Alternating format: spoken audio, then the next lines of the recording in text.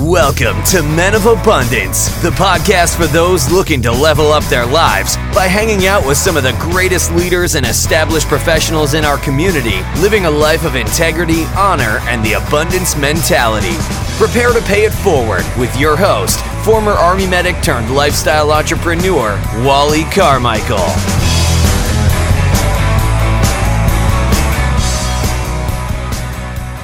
You are listening to Men of Abundance, episode 88, with your host, Wally Carmichael. And today is Friday. This is where I share my thoughts that I've had over the last week. And most of these thoughts are based on conversations that I've had, something that I've read, or something of that nature. Now, before we get started today, I have a little bit of a different favor to ask of you. And that is, I want your help in naming this particular daily episode, meaning this Friday episode. I was calling it 5-Minute Aloha Friday. But if you've been listening to the show since day one, you'll know from the very beginning my intent for Friday was to continue with the theme of paying it forward and calling this Pay It Forward Friday. And then I thought, well, I am in Hawaii. I do like the Aloha theme. So instead of the 5-Minute Aloha Friday, we'll call it 5-Minute, or we'll call it Pay It Forward Aloha Friday. So it's one of three options. And I'm going to, as usual, post this to our Facebook group. And if you could go there and place your vote, just name which one you would like. You can use the abbreviation. And we will either call it Pay It Forward Friday, which is PIFF, or 5-Minute Aloha Friday, or 5-Minute, scratch that, or Pay It Forward Aloha Friday. Which one do you think? I need your help on that. I'm going to call it whatever you want, whatever the majority rules. And we'll go on from there. Either way, I'm still going to be sharing my insight with you, and I would love for your feedback on that as well. And it really does kind of roll right into what I'm talking about today, which is I love the outcome and most of the process. And what I mean by that is, for instance, if you're working out for a specific purpose, you're working out to either gain muscle, lose weight, gain mobility, speed, agility, whatever it is that you're trying to do, you want the outcome. Obviously, you love the outcome when the outcome presents itself, right? It's the process that's not always so fun. So I'm not the type of person to really go spend a whole lot of time in the gym. So I don't hit the weights a whole lot.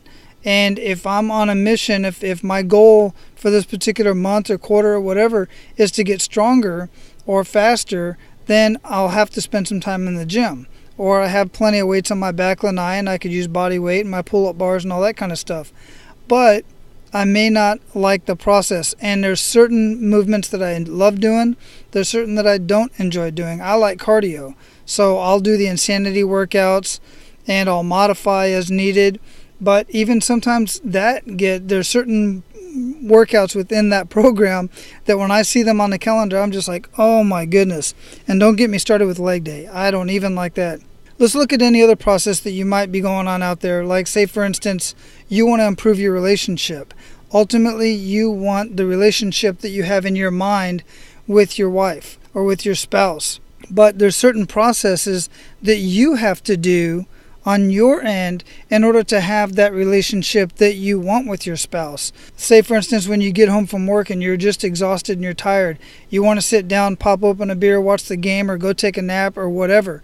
You know there are things that you need to do. You heard me talk a couple weeks ago about doing what you say you're going to do. You know there's things that need to be done around the house. You know they need to get done, and you know that your wife is not going to be excited and is not going to be happy with you until you get that done, and rightfully so. And you shouldn't be happy with yourself either. But the process is you have to get it done so that you get the outcome. And here's the thing, that's okay. We don't always like the outcome. I absolutely love doing this podcast for you. I love this part of sitting here and talking to you, even though I'm talking through a mic. I don't see any of you, but visually in my mind, I envision the hundreds of people that download the episodes and the locations that they're in, and that you're sitting on the edge of your seat and you're just hanging on to every single word. Well, I'm sure that's not true, but hey, let me have my vision, right? It's my vision. I can vision it however I want. But there's parts of this that I don't care for. For instance, the editing and the constant research and looking for links and some of the other stuff that's involved in the part of the launching the podcast and getting this out to you. I don't know if you realize this or not, but every single episode that I do takes an average of 3 hours to produce. Not this one. This one's much easier. But the ones where I'm interviewing people, I have to do research on them. I try to get to know them a little bit ahead of time by stalking them on social media, reading their books, going through some of their courses if I haven't done so already, and all that kind of stuff.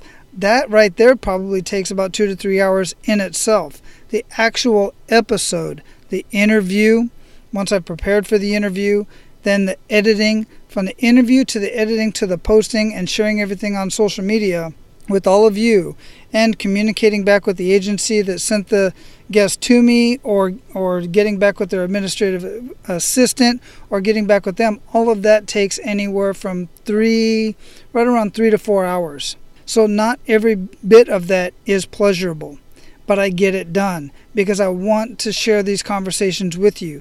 I want to share this information with you, and I want to share all these people with you, and I want to lift them up. So I was recently asked, Wally, how do you get through it? How do you keep the energy? How do you keep the consistency?